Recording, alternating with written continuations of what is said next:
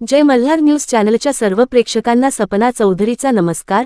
नंदुरबार जिल्ह्यातील नंदुरबार तालुक्यातील Ayan multitrade LLP limited Samsherpur site एक साखर कारखाना येथून उडणारी काजळी राख बंद करण्याबाबतचे निवेदन नंदुरबार जिल्हाधिकारी डॉक्टर मिताली सेठी यांना नंदुरबार तालुक्यातील शिंदे येथील ग्रामस्थांतर्फे देण्यात आले। नंदुरबार जिल्ह्यातील नंदुरबार तालुक्यातील मौजे शिंदे गावाच्या पूर्वेस 2 किलोमीटर अंतरावर साखर कारखाना आहे।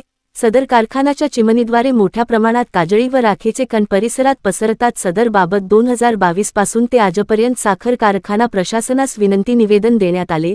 तसेच 2022 व 2025 या वर्षी जिल्हा अधिकारी व लोकसुनावणी पर्यावरण यांनाही निवेदन देण्यात आले होते। सदर प्रदूषणामुळे डोळ्यांचे आजार, श्वसनाचे आजार, दूषित पिण्याचे पाणी, शेतमालाचा दर्जा व रोजच्या राहणीमानावर मोठ्या प्रमाणे फरक पडला आहे। सदर गावास आपण स्वतःवश्य भेट द्यावी व असलेला प्रकार पाहणी करावा। कारखान्याची राख काजळी मागील 3 वर्षांपासून वारंवार तक्रारी अर्ज देऊन सुद्धा साखर कारखाना प्रशासन हे प्रदूषण थांबवू शकले नाही। सदर प्रदूषण लक्षात घेता कारणाने सध्याचा प्रकल्प 100% राख काजळी बंद करीत नाही तोपर्यंत येणाऱ्या 2026 ते 27 गळीत हंगामास परवानगी देऊ नये।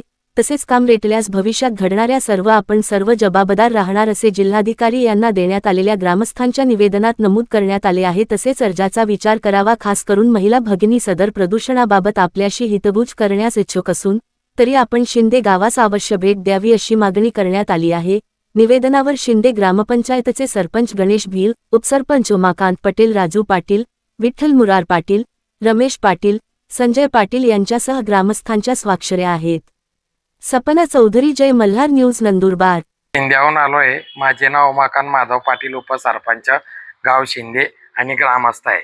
आम्ही माननीय जिल्हाधिकारी साहेब यांची भेट घेण्यासाठी व निवेदन तक्रार करण्यासाठी आलो होतो। आमच्या गावाच्या पूर्वेस जो कारखाना आहे आयन शुगर, त्याच्या चिमणीद्वारे मोठ्या प्रमाणात राख काजळी उडते। मागील 3-4 वर्षापासून आम्ही सतत निवेदन देत आहे। तेही रिसीव्ह आम्ही यांना पोच केलेली आहे। आणि एवढं असह्य आहे की कोणताही जो भाग उघडा आहे त्याच्यावर काळोखी अशी बसलेली दिसेल तुम्हाला। त्या अनुषंगाने गरोदर माता असतील, लहान मुलं असतील, यांच्याही जीवाशी खेळला जात आहे।